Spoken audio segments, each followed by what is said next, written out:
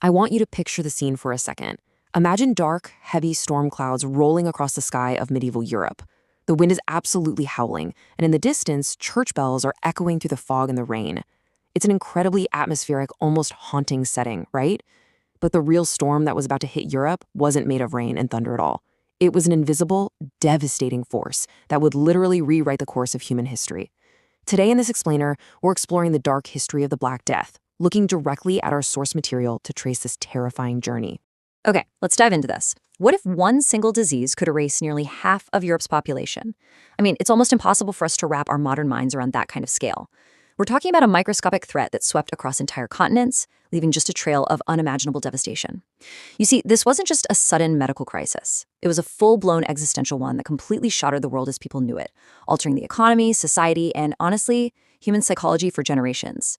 But to really grasp how this happened, we have to look at what the world looked like right before disaster struck. Section 1. Before the Nightmare. A thriving, connected world. Believe it or not, the 14th century world was surprisingly interconnected. The whole thing actually started in Central Asia. At the time, the medieval world was thriving. You had these crowded markets, towering castles, and the bustling Silk Road trade routes. Trading caravans were just constantly on the move. But as these merchants traveled west, they unknowingly brought something else with them. Fast forward a few months later, and the disease crept toward the Black Sea, specifically hitting the major trading hub of Kaffa before spilling out into the wider Mediterranean basin. Finally, acting as the vital arteries of global trade, merchant ships were about to bring this absolute nightmare directly into the heart of European harbors. And that brings us to a truly chilling reality. These magnificent merchant ships, with their huge sails, arriving to trade goods from exotic lands, well, they were actually acting as biological Trojan horses.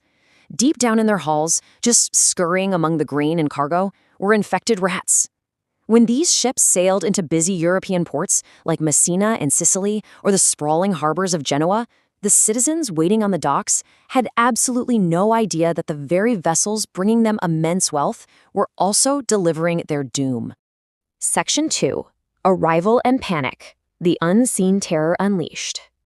You know, the sheer horror of the plague's arrival really cannot be overstated.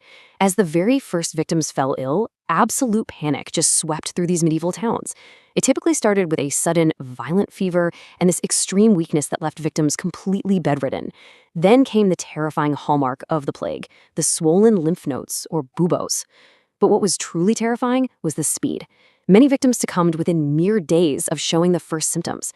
Desperate families watched their loved ones suffer, while frightened physicians, completely out of their depth, attempted all sorts of frantic and, unfortunately, entirely ineffective treatments. Churches filled with mourners, streets echoed with prayers, and an unseen terror just engulfed the population. So the crucial point we have to understand here is the breathtaking scale of the devastation. 50% of Europe's entire population was simply erased by the plague. 50%.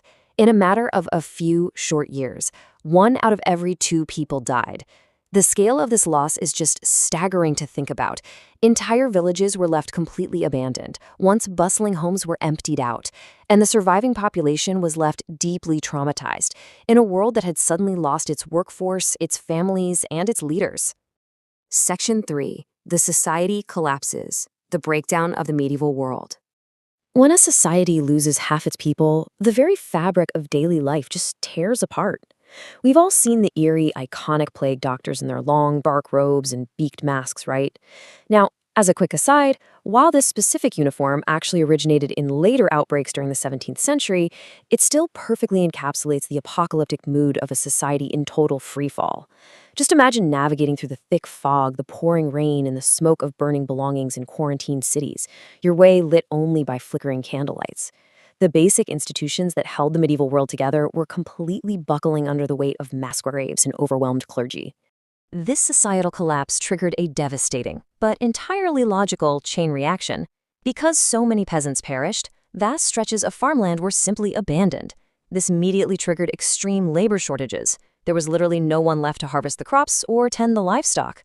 The lack of goods combined with the sheer terror of gathering in public naturally led to empty, desolate marketplaces. And ultimately, this all culminated in the complete collapse of trade and political stability. A biological disaster had systematically dismantled the medieval economy from the ground up. Section 4. Unmasking the science, the microscopic culprit. Now, what's really interesting there is how we decode the actual mechanics of the killer. For centuries, people thought it was bad air, known as miasma, or maybe even a divine punishment. But the true culprit? Yersinia pestis. This deadly bacteria was the actual engine of the Black Death, and its primary mode of transportation wasn't the air at all. It was fleas. Fleas that hitched rides on the backs of rodents. Those are the exact same rodents that hid in the grain sacks of the merchant ships and trading caravans we talked about earlier. The tragedy of the 14th century becomes even clearer when we contrast their medieval beliefs with our modern science. On one hand, you have a world completely gripped by superstition. They're relying on totally ineffective treatments by physicians who were, quite frankly, just guessing in the dark, which obviously led to extreme, unbridled panic. On the other hand, we now have our clear clinical understanding of the Yersinia pestis bacteria and its transmission via fleas and rodents. The people of the time were basically fighting a war blindfolded against an enemy they couldn't see, let alone understand or defend against. Section 5. The lasting legacy, from disaster to renaissance. It might seem incredibly paradoxical, but the massive loss of life actually ended up empowering the survivors. Think about it. Before the plague, wages were terribly low and peasants were strictly tied to the land under this really rigid feudal system.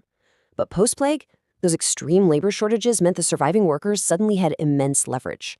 Lords and landowners had to desperately compete for scarce labor, and that directly led to higher wages, much better living conditions, and ultimately the unraveling of serfdom itself. The disaster fundamentally flipped the economic power dynamic. And this brilliantly illustrates how the seeds of the Renaissance, and really the foundations of our modern world, were laid right in the ashes of the plague. As Europe gradually recovered, cities were completely rebuilt with a brand new purpose. Universities rapidly expanded to replace the clergy and scholars who had been lost. This sparked a massive pursuit of new medical and scientific knowledge, and notably prompted the rise of instruction in local, everyday languages rather than just Latin. Improved sanitation became a major priority to prevent future outbreaks, and a massive social restructuring took place. The old medieval hierarchies were fractured, creating room for new ideas, new art, and a whole new era of human civilization. There's a powerful quote drawn from our sources that captures this paradox perfectly. The Black Death was one of humanity's darkest chapters, but it transformed civilization forever. It really forces us to ask a profound question.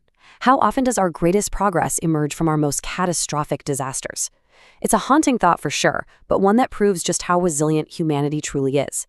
Thank you so much for joining me on this explainer. Keep questioning, keep learning, and I'll catch you in the next one.